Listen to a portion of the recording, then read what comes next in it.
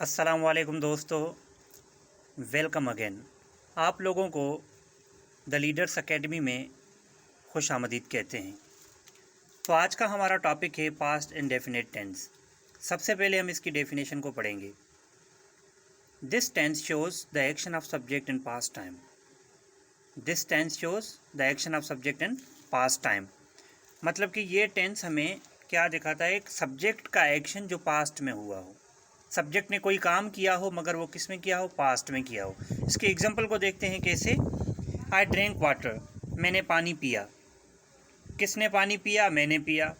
कब की बात हो रही है? पास्ट की हो रही है। और किसकी हो रही है? मेरी हो रही है। और मैं कौन हूँ यहाँ पे? सब्जेक्ट हूँ। शी टुक टी, उसने चाय पी। किसने चाय पी? उसने चाय पी। अब यहाँ पे शी सब्जेक्ट है और टुक टी क्या है? हमारा प्रेडिकेट में आता है। तो यहाँ पे बात किसकी हो रही है? शी की हो रही है। और उसने चाय पी, कब पी? पास्ट की बात है। यू मेट हिम, तुम उससे मिले, ये भी कब की बात है? पास्ट की। राजा वाटर्ड हॉर्स, राजा ने घोड़े को पानी पिलाया, कब की बात हो रही है? पास्ट की हो रही है। राजा क्या है? यहाँ पे सब्जेक्ट है। वाटर्ड द हॉर्स क्या है? प्रेडिकेट है।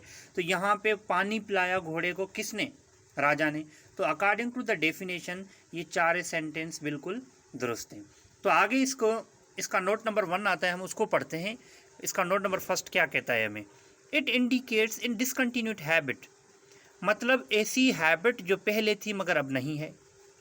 ऐसी हैबिट जो पहले थी मगर अब नहीं है। कैसे? आई वो कप अर्ली, मैं जल्दी उठता था मगर अब नहीं उठता। मतलब पहले उठता था मगर अब नहीं उठता, मगर अब ये आदत मेरी ख़त्म हो चुकी है।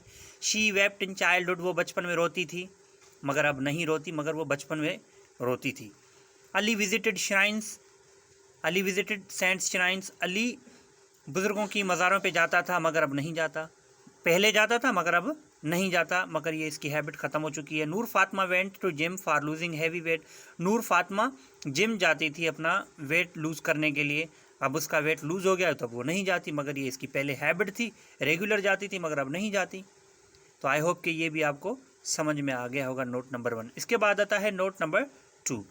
नोट नंबर 2 हमें क्या बताता है?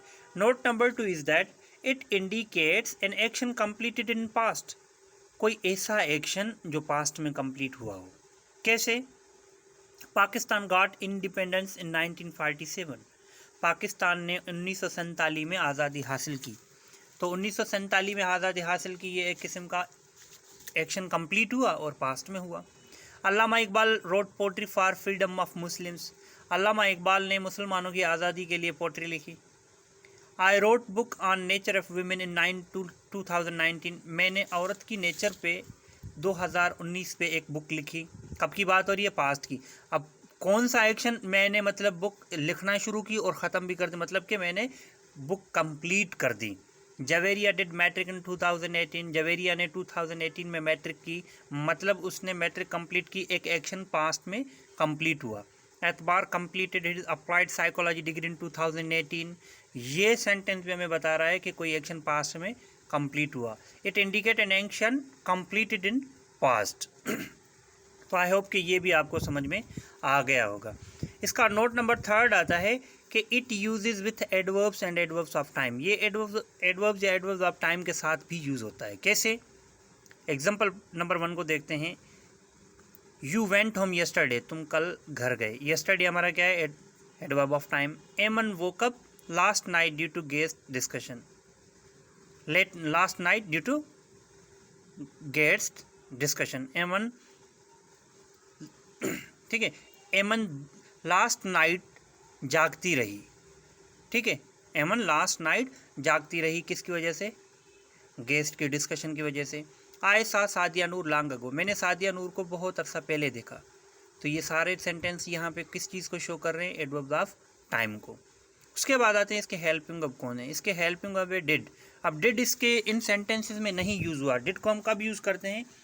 डिड को हम तब यूज़ करते हैं जब किसी assertive sentence as well as affirmative sentence को हमने नेगेटिव करना हो या इंट्रोगेटिव करना हो या एम्फेटिक करना हो, तब हम इसको यूज़ करते हैं। डिड सबके साथ लगता है। अब जब हम डिड को यूज़ करते हैं तो फॉर्म ऑफ वर्ब जो है सेकंड की बजाय फर्स्ट लगती है। और इस टेंस में फॉर्म ऑफ वर्ब कौन सी यूज़ होती है?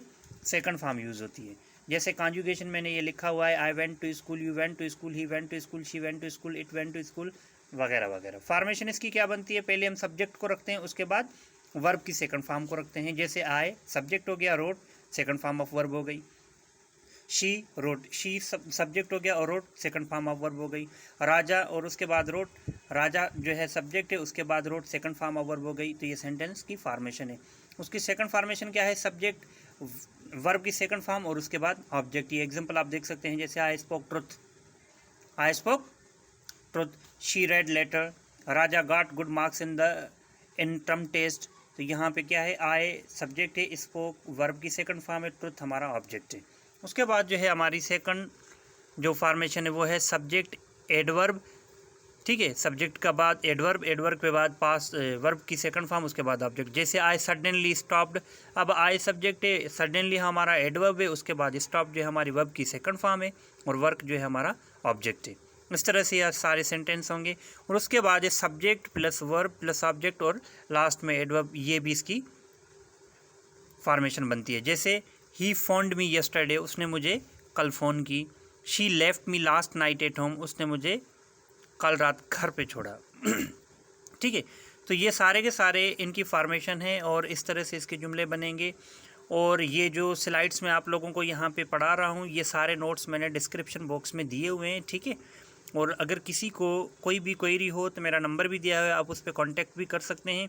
और ये नोट्स मैंने डिस्क्रिप्शन बॉक्स में लिंक दी है, वहाँ से आप इसको डाउनलोड भी कर सकते हैं। अगर वीडियो आपको पसंद आए तो आप लाइक करें, सब्सक्राइब करें, बेल का बटन भी दबा दें ताकि आने वाली हर वीडियो आपको मिल सके। और उसके बाद आपके जो भी फ्रेंड्स हैं आप उनसे भी इसको शेयर करें। Thank you. इंशाल्लाह मिलते हैं कल दूसरी वीडियो में।